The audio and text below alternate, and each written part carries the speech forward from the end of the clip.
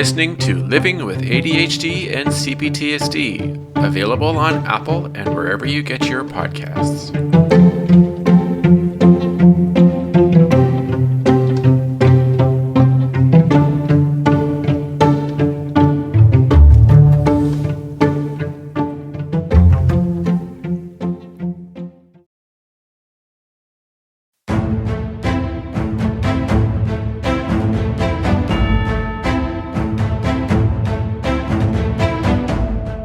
Hello everyone and welcome to a bonus podcast episode of Living with ADHD and CPTSD. Today we're going to talk about an ADHD symptom that is one that a lot of people tend to experience when they are diagnosed with ADHD, and that is inattention, the ability or lack of ability to pay attention, concentration, focus when we're doing a singular task or focused on like a job or a role or something that requires a lot of focus and a lot of concentration on our behalf in order to get it started and get it done from step 1 to step 20, if that's how long it has. And inattention is a very chronic and very, common symptom.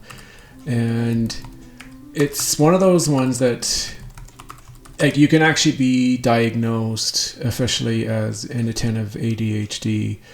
And it's one of those things that if you're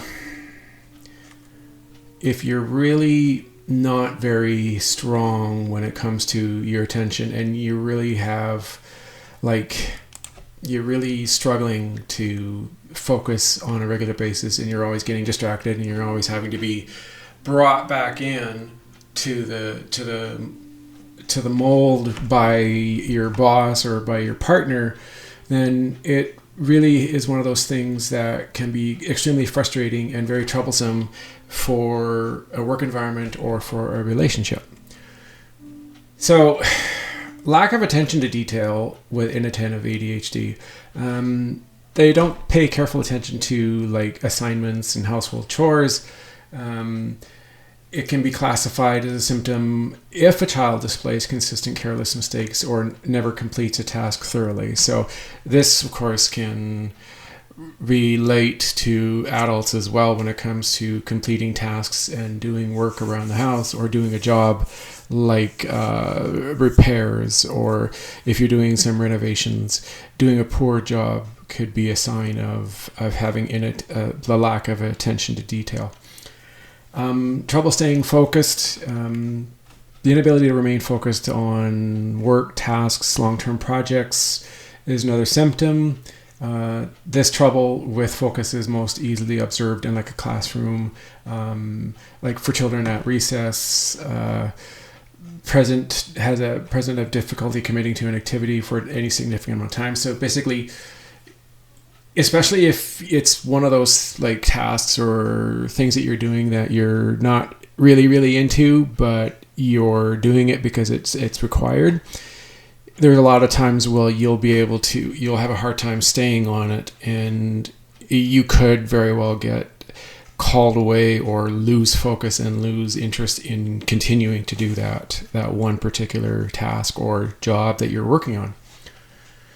Okay. Frequent spaciness. All right. Inattentive symptoms may consistently we might get lost in our thoughts, struggle to listen or zone out. The behaviors are often written off as daydreaming, which may cause a delay or complete oversight of the diagnosis. Frequent spaciness may appear if we are not listening, if it appears like we're not listening when we're spoken to, or as if we are mentally elsewhere. Difficulty following instructions. Inattentive symptoms, people with those symptoms commonly find it challenging to comply with instructions or rules and are struggling to complete the tasks or perform them in a specific manner. So step-by-step specifics. People with this challenge may have the right answers, but could be completely unaware of how they arrived at their conclusion. A lack of organization. Inattentive symptoms. People may struggle to organize tasks and manage their time wisely. This symptom can result in increased levels of stress and mood swings, anger, or in the child or the parents. Lack of organization can be accompanied by lack of focus and is often displayed as difficulty with executive functions, specifically keeping track of objects, setting goals, cleaning, multitasking, making complex decisions, and remembering appointments or instructions. Easily distracted. Someone with inattentive symptoms frequently become distracted, even during tasks which are typically enjoyed. The behavior is often most noticeable when, like a child, for example, is telling a story or playing with friends or watching TV and movies. So they obviously get distracted and could end up walking off and no longer even paying attention to the show. Forgetfulness. Repeated forgetfulness is also a common symptom, and this symptom can result in complete omission of critical tasks or steps in a process. And it can continue, obviously, into adulthood to cause missed bill payments and appointments or essential job duties. All right, often misplacing possessions. Someone or a child or an adult with inattentive symptoms might regularly lose necessary materials. So either for school, like as a kid, or as an adult, your keys, your glasses, medication, gloves in the wintertime, knowing where your shoes are, your coat. We often display unconventionally high level of misplacement of the important items. Like it's mentioned a bit before, the keys, writing utensils, outerwear, glasses, difficulty sustaining mental effort. Another symptom of inattentive ADHD is the reluctance to perform tasks and activities that require significant concentration or long-term focus. The extreme difficulty to sustain a mental effort causes us to greatly dislike or even completely avoid activities that call for persistence or diligence, such as completing the forms or writing assignments. Or even like a long-term construction, like let's say you're at home and you're trying to renovate, and the task at hand that you're working on is going to take a long time to complete. You could end up losing interest halfway through and never get it completed. So yeah, those are some of the obvious things that can be symptoms, things that can occur, and it's really interesting actually, and I would say a lot of us probably have this issue and we just don't necessarily realize that is what's causing it or why we're having those problems. Okay, so here's another interesting little article that I found. It says, with some 9.4% of all children and 4.4% of adults in the U.S. diagnosed with attention deficit hyperactivity disorder, you would think the signs of ADHD would be well known by now. And in many cases they are. Fidgety, squirmy, noisy, rambunctious kids who have a hard time waiting for their turn, adults that can't sit still through work and seem to jump first, think later. The reality is that this is but a sliver of the disorder. And there's a huge swatch of neurodivergent kids and adults with inattentive ADHD break that stereotype. Quiet and spacey, withdrawn are the best ways to describe these folks. Their symptoms differ, but they suffer from the same genetic psychiatric disorder and similarly need the attention their rambunctious brethren are receiving. ADHD with predominantly inattentive presentation is, as it is officially called, is marked by trouble focusing, forgetfulness, disorganization, and what may come across as disinterest. Inattentive presentation is much more common in females than males, even though ADHD as a whole is diagnosed at least 3 times more often in boys than girls. Because the symptoms of inattentive ADHD can be less outwardly apparent and because they don't jive with a conventional view of the disorder, kids with this presentation often fly under the radar, and especially girls. Their symptoms are either missed altogether, misconstrued as a learning disability or mental health issue, or brushed off as personality traits the child could control if they just tried harder. Regardless, without the proper diagnosis and intervention, these kids typically struggle through school and many develop depression and anxiety. As adults, they often face finance and relationship problems and fail to reach their full career potential.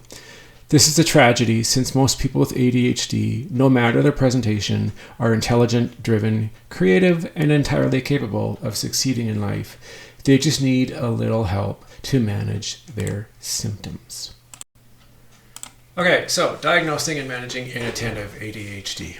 If you or your child's teacher suspects they have ADHD with predominantly inattentive presentation, or any presentation, the first step is to share your concerns with their pediatrician or family medicine doctor. They can assess for ADHD, or they may refer you to a psychologist or psychiatrist. Practitioners might also gather additional reports on the child's symptoms from teachers and other caregivers to get a better picture of their behavior and help rule out other potential causes. Doctors then use the APA's rating scale, which lists 9 symptoms of inattention and 9 for hyperactivity and impulsivity to screen for ADHD. To qualify for either presentation, the child must display 6 or more symptoms in the respective category, 5 or more symptoms for anyone ages 17 and up, for at least the last 6 months. If a diagnosis is made, Hallowell says it's important to talk to the child about it in the right way. The critical first step is to take it out of deficit disorder model. He says, "I'll say to a little girl, 'You're very lucky. You have an amazing brain. You are so creative and have such a vivid imagination and lots of new ideas. You just have trouble organizing them and handing your papers in on time, and you nod off when the teacher gets boring. This is a marker of talent, so we need you to unwrap your gift.' Reframing it in that way makes a big difference." As for interventions, the American Academy of Pediatrics cautions against prescribing ADHD medications to children ages 6 or younger. But for older kids and adults, several drugs have been known to be effective. Both stimulants such as Ritalin and non-stimulants such as Strattera meds may not be the right fit for your kid. That's something you'll discuss with the doctor. Drugs aside, though, behavioral interventions that coach the child on organizational skills and helpful habits are a must. Depending on the child's age and specific needs, these may include regular visits with a therapist, either one-on-one or in a group setting, professional assistance at school, or parental guidance. Sometimes coaching is a brief intervention, but some people may need it repeatedly throughout their lives, Hollowell says. Parents can do a lot to help young children stay organized, but as they grow older and no longer want mom or dad hovering over them, outside help can be especially beneficial. Physical exercise is also very helpful for kids with ADHD with inattentive presentation, especially specialized exercises that stimulate the cerebellum. Anything that requires balance and coordination, such as skateboarding, skiing, surfing, or even just standing on a wobble board, Hollowell says.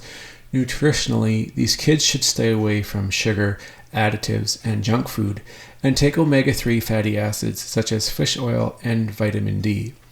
If there is a chance that your kid or you may have this often overlooked presentation of ADHD, don't wait any longer to see a doctor. People with disorder have a ton of potential that it would be a shame to squash. All right. So there we go. That's a nice little article that gives you some information on inattentive ADHD as well. So I think that's nice. Now, it's true. The articles that I were quoting, a lot of times in school, because ADHD, I guess you could call it the stigma or its stereotype is that it's a hyperactive type of disability or problem, right? Where children are crazy, always running around, can't sit still, are unable to be controlled, all sorts of behaviors that like a really active kid that is just going on sugar and on a high. And the thing is hyperactive is the more noticeable one because it's physical actions and is a more like out front in your face kind of behavior, whereas inattentive ADHD is a lot more subdued it's like covert kind of thing where it's behind the scenes. And because of that, it's not really seen unless you catch it all the time. For example, like a child or even a teenager, or let's say a young adult who's going to college. If they've managed to get to college because of their ADHD, they get into class and they're constantly not paying attention to the class. They're failing in their grades. They're getting distracted. They're never paying attention. They have a very hard time focusing on what the professor is saying, and they often lose interest because they get bored awful fast. And that could lead to them not coming to the classes after a while because they just don't have the ability to stay focused and stay with it. So they're failing and they've just lost interest, and they end up finding other means to entertain themselves to get that dopamine hit in their brain. And it's that kind of thing that if it doesn't get noticed, like if you have parents of the child who are totally oblivious to what's going on, you're going to miss it. You're not going to be able to realize that that child has an ADHD symptom or an issue with it, but it's not something that is visible compared to like inattentive ADHD. So I, for example, had parents that were not aware. They would never have known. None of my symptoms, the things that I were doing in school, would have kind of clued them in at all to that I would have been an inattentive ADHD diagnosis. And the interesting thing is some of it may have been ignorance too, or just lack of desire to really take it in and take it serious, right? The reason that I say this is that my younger brother, when he was in school, I think it was like grade 1 or grade 2, there were a couple teachers that had mentioned it to my father that they wanted to have my brother tested for ADHD, and my dad just never agreed. He didn't want to do it, and he was not interested in doing the assessment or any of the tests. So right there, you can see how it wasn't taken seriously. Like it wasn't really something that my father would think it was something that was a possibility.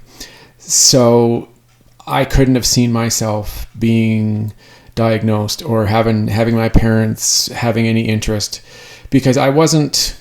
The thing is my brother is, like, if you were to compare the two of us, he was more hyperactive and more bouncing around and up and going than I was. Where, of course, as I now know, I was on the inattentive scale, lacking concentration and easily distracted and not being able to focus very well at all. So, of course, my parents would never have seen that as being a symptom of ADHD, which is really unfortunate because I missed so many years of having potentially better years in school. If I had been able to get diagnosed when I was 7 or 8, I could have been on a medication, or I could have gotten assistance, and I would have been able to have much better grades and much better school, been done so much better at my school. And who knows, I may have been able to go to college. I did go at some point, but I'm saying I could have gone to university and really had gotten nice high-end education, but it just wasn't meant to be. I didn't get the luck of the draw, unfortunately. And it is something that I often think about, but there's really no point in trying to worry about something that you can't change. Like, obviously you can't go back in time and go to 8 and say to your parents, hey, look, this kid here, you got to pay attention. He's showing signs of ADHD here. He's got, it may not be hyperactive type, but he's got inattentive symptoms of ADHD here. His lack of focus, concentration, getting bored easily, inability to stay on task, homework problems, those are signs. You should take this seriously and really get him tested. You can't go back in time and do that. That's just obviously not an option. So you got to work with what you have now and just move on. Deal with it. That's just the way life is. What can you do, right? And so that's what I'm doing, is I'm working on trying to figure it out now. My medication that I'm taking along with the anxiety medication that I'm on is really working. It's been very effective and very helpful, and I'm actually way more focused, and I have a better ability to concentrate on what I'm doing, which is amazing. And it's nice because in the past I wasn't able to do that very well. Like, I had spurts where I could, but most of the time I never really was able to focus on things for a very long time. Hence the reason why I did so poorly in school for the most part. Now, the thing that was interesting about me is that I was really good at sports. There were very few sports that I didn't, I wasn't good at or didn't pick up. I played a good range of sports when I was a kid, and even in my early adult years, I was always into multiple sports. Like, I played baseball. I played soccer I think for a year, and when I was like 4, and then 5 to 8 or something, 5 to 9, I don't remember exactly. I played baseball. I also played hockey, and then a little later, when I was 11, I played football. So I played 4 like organized sports, but I also was into like golf and tennis and racquetball and other kind of sports that are not as popular. I really enjoyed athletics and sports because it was fun. I was a competitive type of kid, and I loved it. And I did well at it. It was one of those things, it was, I guess you can, like a talent or a superpower, if you want to put it that way, because it was something that I really enjoyed and I always looked forward to doing. If I had had the kind of support and help that I could have received back then, I could have done really well in school. I could have had much better grades. And like I said, I could have gone to university. But, yeah, well. So, yeah, there we go. Inattentive is definitely a major symptom, which obviously bleeds off into co-symptoms or secondary symptoms like concentration issues, focus issues, highly distracted, inability to stay on task, getting bored, not being able to stay on topic, stay with discussions. It's hard for you to be successful in areas that require a lot of concentration and a lot of listening and having good attention to detail. If you aren't able to do that, you can struggle in a lot of areas, especially in career-wise. You're already going to struggle when it comes to going to school, whether it's high school or post-secondary. It's going to be difficult for you to focus. Okay, that's it for this bonus podcast. You can contact me. Twitter is at ADHD and CPTSD. My email address is livingwithadhdandcptsd at gmail.com. There is my website, of course, which is livingwithadhd and cptsd.ca. And if you want to help, you can donate to ko-fi.com, which is ko-fi.com/livingwithadhd and cptsd. If you know anybody who's got ADHD and you really think that this podcast would be beneficial to them, introduce them to the show. Show them the free shows. Tell them about the subscription service that I have. Show them all the bonus episodes. Introduce them to the show. Have them check me out. They can go to the website and check me out. I think it'd be very beneficial for them. Let people know. Give these people who have ADHD the ability to have a way to get information or get help or a voice in case they're struggling or they're feeling frustrated in their life because of it. All right, everyone. Have a great time, great day, and I shall talk to you later. Bye for now.